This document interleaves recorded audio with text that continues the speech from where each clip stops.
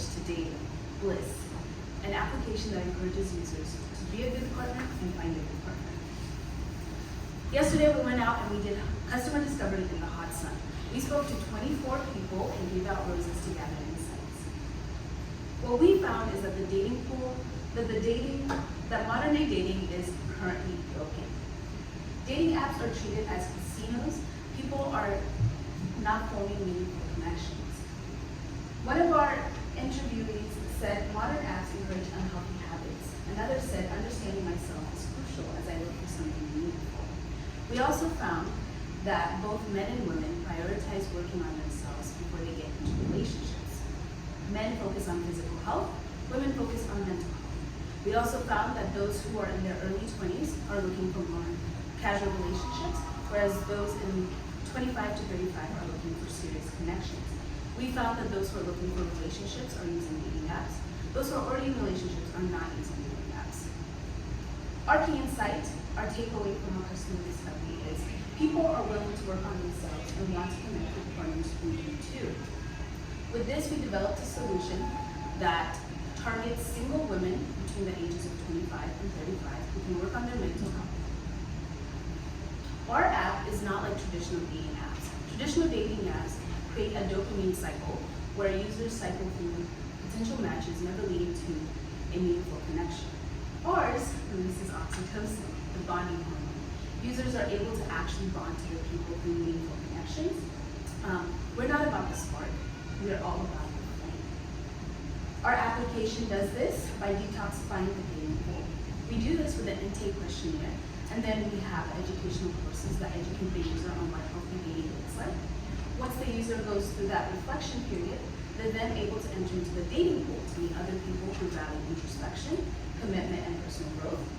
And they're able to navigate the talking stage with our AI chatbot, Bliss is doing dating differently by breaking up the user's experience into 3 distinct phases. So first, we look inside. This is where we do the reflection, the introspection, and we get educational resources to kind of not necessarily correct that in ourselves, but to see the blind spots and identify where we are strong. After you graduate from the inside, all that means is that you've demonstrated a willingness to learn about yourself. We're gonna look outside. We're gonna learn how you connect to the environment around you. How are you making connections? Are you hurting the people that you're encountering? And how do you prevent them from hurting you? Once you decide to make an actual connection with someone and pair your accounts, we're gonna focus on the space between you two. How can you be a good partner to them? This is all guided, you're gonna open up the app, you're gonna take the intake questionnaire, you're gonna reveal a little bit about yourself, and that'll go into our review process. We'll provide human input. Also, our AI chatbot is gonna be significantly helpful with that. Our AI is named Obi. Obi means heart in Afrikaans, and that Obi is gonna help you make the best decisions when you're dating. So once you're in the dating pool, the swiping is gonna look pretty familiar to people who have used dating apps. We're gonna see the inputs are what make us different. Oops. Once you decide to make it official with your partner, you're gonna get guidance on how to build a strong, healthy relationship, continue that bond. The fact that you don't delete the app when you get in a relationship means that it doesn't feel bad to re-download it. If the relationship doesn't work out, it's part of the process, it's not a failure. Now, how do we make money? Well, it's free for people to use to get the reflections and growth. But once they want to start to make connections, that's when they're going to pay us a monthly fee. Now, how big of a market is this? Of the folks that we're looking at, 25 to 39-year-olds in the U.S., there's 67.7 million. And they're already spending, according to Morgan Stanley, $19 per month for dating apps. That represents a $15.3 billion TAM. Now, there are a lot of great companies that are here, already in the space, but over 45 are owned by this group, and they're the ones about the dopamine and the casinos.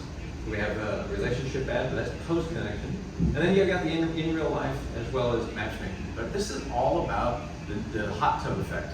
Where the problem, where 9 out of 10 people are guys in these pools, and so the guys are only getting matched with a few women. Not that many guys get matched, and the women who are getting matched are getting matched with the same guys, so no one's happy. So how do we get from here to the vision? The next 90 days, we're gonna host 3 slow dating events, not speed dating, but slow dating events, where people will apply, we'll have a conversation with them, and in that process, we're gonna learn a lot more about what they're looking for and how they go about this, and have that event.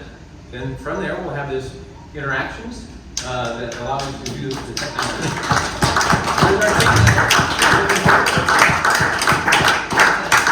judges. Oh, Thank you very much. We invite you to experience Bliss. beautiful time. Judges. The slow dating event, that's like manual OB edition, is that what you're Yes. thinking? Yep. Yeah, that's what we're gonna be getting in and actually engaging with customers Uh-huh. to find out what their real needs are, how they actually act versus what they say. So that you can, Then build our first iteration of the technology and understand what we need to put our money and time towards in terms of the technology and stuff. So we have a concept, but we want to really understand the human flow, and that's these slow datings will help us.